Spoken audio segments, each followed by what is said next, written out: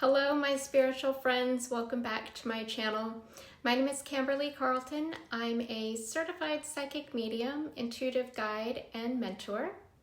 And I'd like to share a little bit about my journey. Mediumship really played a huge role in my grief and healing. And now I hope to pass along some tools and techniques for mediumship for others that are experiencing the same thing. So I have a passion for mentoring and watching others grow and develop. So what my goal is to try to make learning about mediumship really accessible and down to earth for everyone. Trust me, if I can do this, you can too. But in today's video, I'd like to kind of cover something that's a little bit more sensitive, and that's the topic of how trauma and attachment styles influence your mediumship communication. So many students and even professional mediums experience this, but rarely really talk about it. And it's something that we need to acknowledge and work through. Our traumas and our attachment style. It's really important, and it can influence the way that we communicate with the spirit world. So in terms of mediumship, your trauma and attachment style, it doesn't happen outside of your psychology. Your experiences, rather, it happens through you. It's not something that gets blocked out. It's the lens and frame in which spirit references your mediumship. It goes through your nervous system. So all your life experiences, your patterns, your feeling of trust and safety, or your insecurities, it all shapes how we receive and deliver the communication through spirit. And understanding these aspects of ourselves, it doesn't weaken our mediumship, it actually really strengthens it. So when a mediumship session happens, when you're working with spirit, it happens through the nervous system. And what does that look like for you, you might ask? A spirit communication, it doesn't bypass your body. It moves through the nervous system, and how your nervous system is shaped is by your experiences. If someone has experienced a lot of trauma or loss, instability emotionally, or unpredictability growing up, their body really learns certain survival patterns.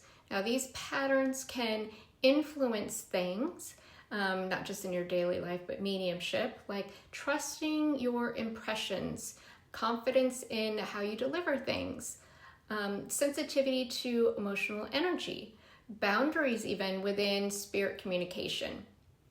None of this means someone is less capable. In fact, many deeply intuitive mediums develop their sensitivity because of life experiences that required emotional awareness and hypersensitivity through different situations that they've experienced. Through this awareness, it helps us to refine the connection. We pick up on subtleties rather than maybe not. When we harness properly this, we should lean into it versus shy away from it. The key is driving it, not allowing it to drive us. So when we're practicing mediumship, it's imperative that we focus on those in spirit and not the recipient, and not make it also about us and our journey. Psychologists talk about attachment styles based on some of our experiences, which we learn in early relationships, and those influence how we interact with other people. These same patterns can show up in mediumship. So let's talk about just a few examples. So the first is the secure attachment individual. So a securely attached communicator tends to feel safe, trusting their impressions. They may naturally, in a mediumship session, deliver messages confidently, maintain clear boundaries with the spirit world and others, stay emotionally present without becoming overwhelmed. Their readings often feel grounded and balanced. The goal in development is simply refinement and growth of our craft. Now, The next is the anxious attachment style. This is someone who has an anxious attachment pattern, may worry about getting things wrong in a session or connection. They may seek validation frequently from the sitter and others. They may ask multiple leading questions during the reading, second guessing themselves. They may feel responsible as well for the sitter's emotional reaction. They may really also fear hearing no. So their sensitivity can be incredibly powerful and empathetic, but it has to be used in the right way. Development often involves learning to trust your connection without needing that constant confirmation and reassurance from others or the sitter. Confidence builds the channel, but that takes inner work and healing to weed out all the blocks. The next individual is the avoidant, and avoidant attachment communicators may naturally keep emotions distant during a link. They might focus heavily on factual evidence, which is great in practice, but avoid the more emotional messages or piece of it. They may move quickly through the reading if an emotion arises. They might shy away from tapping into their clairsentience.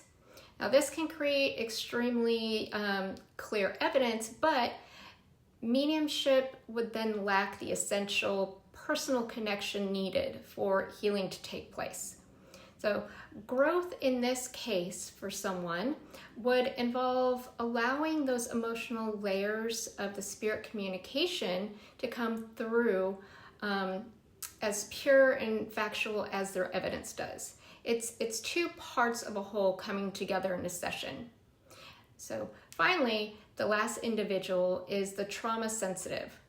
Some mediums have lived through profound trauma and or grief. Now, this can create heightened emotional empathy, but they may feel the spirit presence deeply in their body. Now, development also requires that your nervous system be regulated so that empathy doesn't become overly emotional, or you may feel overwhelmed and or burnt out. You can't properly connect mediumistically when you're experiencing that fight or flight mode. So vibrationally, it's difficult, and from the spirit communicator's perspective, it's really challenging to work with someone like that. Healing the nervous system is an act of self-care and spiritual awareness. It takes discipline, but it greatly strengthens the clarity of not only your mediumship, but your daily perspective as well. So understanding your psychology, it doesn't weaken you spiritually, it strengthens you. When mediums become aware of their patterns, they can regulate their nervous system. They trust their impressions more deeply.